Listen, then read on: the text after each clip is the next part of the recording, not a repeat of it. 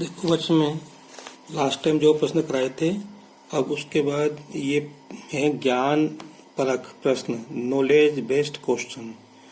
इसके अंदर पहला प्रश्न है, ग्राफ द्वारा जांच करो कि समीकरण युग्म x प्लस 3y बराबर 6 और 2x माइनस 3y बराबर 12 ये संगत हैं।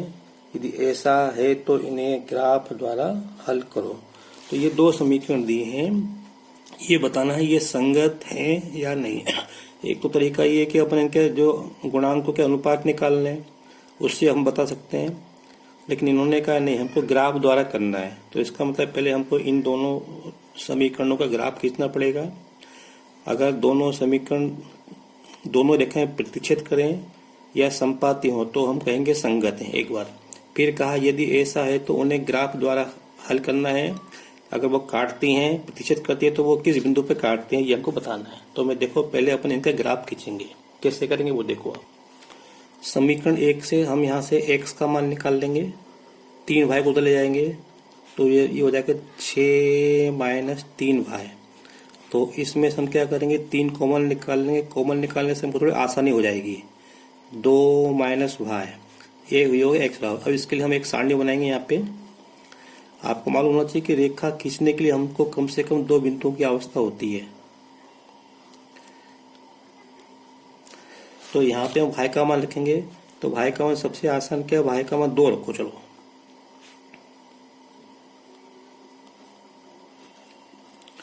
तो यहाँ पे y का मान 2 रखेंगे और यहाँ पे y का मान 2 रखेंगे तो 2 में से 2 जाएंगे तो 0। तो ये मिलेगा 3 गुणा 2 माइनस 2। तो 2 में से 2 गया 0, 0 का गुणा 3 में करो तो 0 आएगा। तो 0 कुछ भी मान अपन रख सकते हैं। मान ऐसा रखो कि जो अपने ग्राफ में आ जाए, फिर रखो 0 रख दो, y के स्थान पर रखो 0।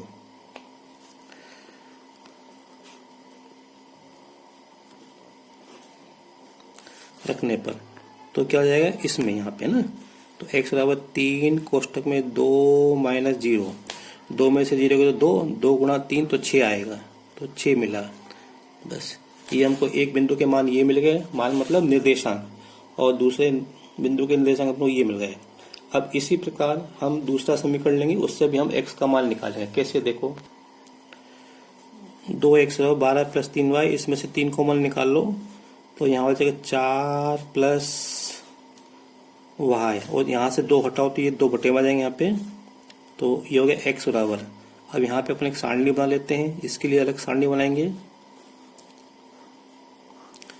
यहाँ x लिखेंगे, यहाँ y लिखेंगे। अब यहाँ पे y का मान रखो, ऐसा मान रखो कि उसमें 4 में जोड़ें तो वो संख्या 2 से कट जाए, मतलब यहाँ पे। तो अपन क्या रखें, सबसे पहले y का मान 2 रखने पर 2 रखते हैं तो क्या हो जाएगा, x बराबर 3 कोष्टक में 4 प्लस 2 बटे 2। 4 और 2 6, 6 18, तो ये 9 से कट जाएगा ये। तो यह एक y का मान 2 रखा तो x का मान कितना आया, 9 आया। चलो अब एक मान रखते हैं, 0 रख लेते हैं यहाँ पे। y बराबर 0 रखने पर तो ये हो जाएगा x बराबर हो जाएगा 3 4 प्लस 0 बटे 2। 4 और 0 4, 4 3 12, 12 में 2 का तो 6 आएगा। हमने 0 को तो 6 आया। बस अब ये हमको, इससे हम एक रेखा खींचेंगे, इससे हम एक रेखा खींचेंगे। तो मैं ग्राफ के ऊपर खींच रहा हूँ। देखो आप देख सकते हैं ये मोटी लाइन है, ये मोटी लाइन है। मैं इस पे स्केल से खींच रहा हूँ ताकि आपको समझ में आए कि हम ग्राफ के कैसे। ये एक लाइन खींची मैंने यहाँ पे, एक लाइन में इसने ये खींची। जैसे कि आप देख रहे हो, जो खड़ी लाइन होगी वो y अक्ष हुई, और जो क्षैतिज रेखा है जो खींच रहा हूँ वो x अक्ष होनी चाहिए आपकी।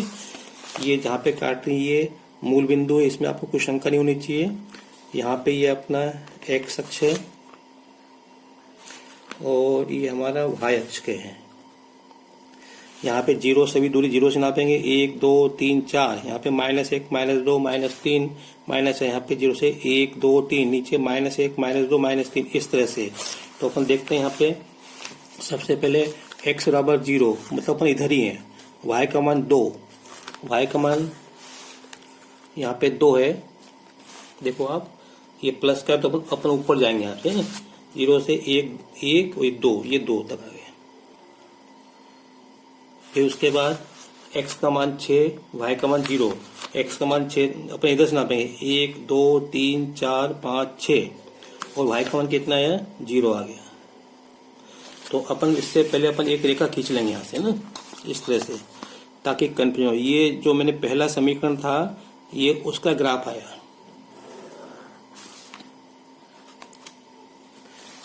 अब दूसरा समीकरण यहाँ पे देखो क्या लिखा है, ये x बराबर 9 y बराबर 2, x बराबर 9 y बराबर 2।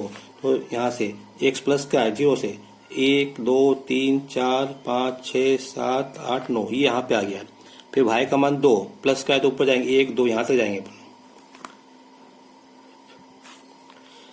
तो फिर उसके बाद हो गया ये है 9 2, फिर x का मान 6 y का मान 0। तो 1 2 3 4 5 6 और y का मान 0, तो अपने को यही बिंदु मिला है। तो एक बिंदु ये होगा, एक बिंदु, इनको मिला दो और लंबी लाइन खींच दो यहाँ पे।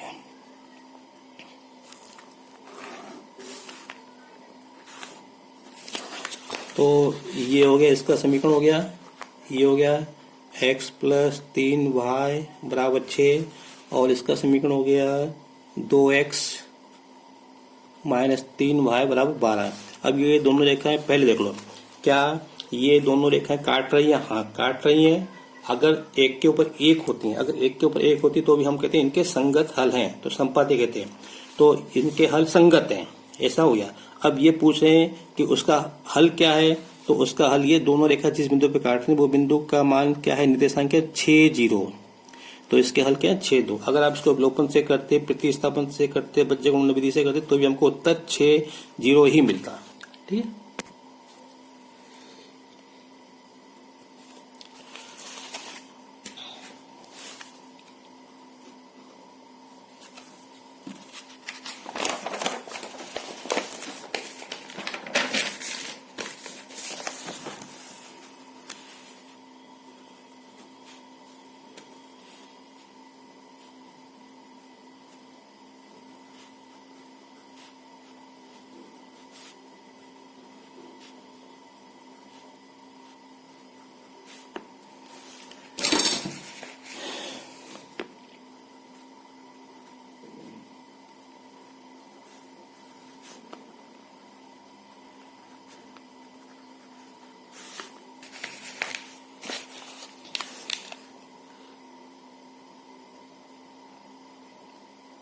तो ये वाला जो प्रश्न दूसरा, इसको हमें प्रतिस्थापन विधि से हल करना है। तो हम देखते हैं। तो इसको मैंने समीकरण 1 नाम दिया, इसको मैंने समीकरण 2 नाम दिया, फिर लिखूंगा मैं समीकरण 1 से। समीकरण 1 से x का मान निकाल के मैं समीकरण 2 में रख दूंगा। देखो कैसे, समीकरण 1 से तो x बराबर, ये समीकरण 1 है ना, तो 5 माइनस y, इसको डाला मैंने समीकरण नंबर 3। अब समीकरण 3 से x का मान समीकरण 2 में रखने पर, समीकरण 3 से x का मान समीकरण 2 में प्रतिस्थापित, इस शब्द का ध्यान रखना,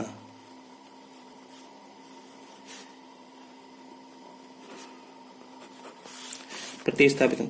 तो हम यहाँ पे करेंगे ना, देखो इसमें तो 2 लिखा और कोष्टक में लिखेंगे x का मान 5 माइनस y और माइनस 3y बराबर 4।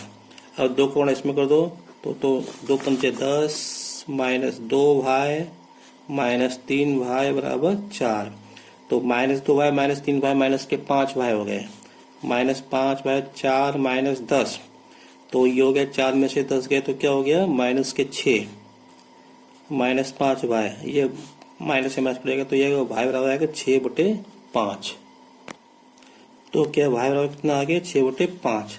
अब हमको x का मान निकालना है। ये y बराबर 6/5 हम किसी भी समीकरण में, चाहे 1 में रखें, चाहे 2 में रखें, चाहे 3 में रखें, तो हम इसको 3 में रखेंगे, है ना। क्योंकि अगर हम पहले दूसरे में रखेंगे तो हमको पक्षांतर करना पड़ेगा, इसमें पहले से पक्षांतर किया हुआ है। तो y का मान हम समीकरण 3 में रखेंगे, यहाँ पे इसके स्थान पर रखेंगे 6/5। तो रखो y बराबर 6/5 समीकरण 3 में प्रतिस्थापित करने पर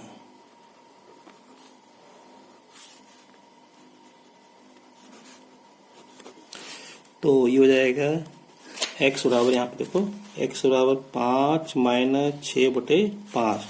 इसको हल करेंगे तो लघुत्तम आएगा 5, यहाँ पे आएगा 25, यहाँ पे आएगा 6, तो ये 25 में 6 19/5। तो ये हमारा उत्तर हो गया फाइनली x बराबर 19/5 और y बराबर 6/5। ये हमने प्रतिस्थापन से हल किया। अब आप इस प्रश्न को देखें, चौथा प्रश्न ये हमको दो समीकरण दिया, kx plus 3y minus k minus 3 बराबर 0, 12x plus ky minus k बराबर 0, और इन दोनों समीकरणों की क्या अपरिमित रूप से अनेक हल है ना। तो इसका मतलब क्या है, इनके जो x y और अचर के गुणांक हैं वो तीनों अनुपात क्या होंगे, बराबर होंगे। तो इसमें हमको k का मान निकालना है। देखो मैं कर रहा हूँ। तो देखो हमको ये प्रश्न दिया है कि इन दोनों समीकरणों के अपरिमित हल है, मतलब अनेक हल है।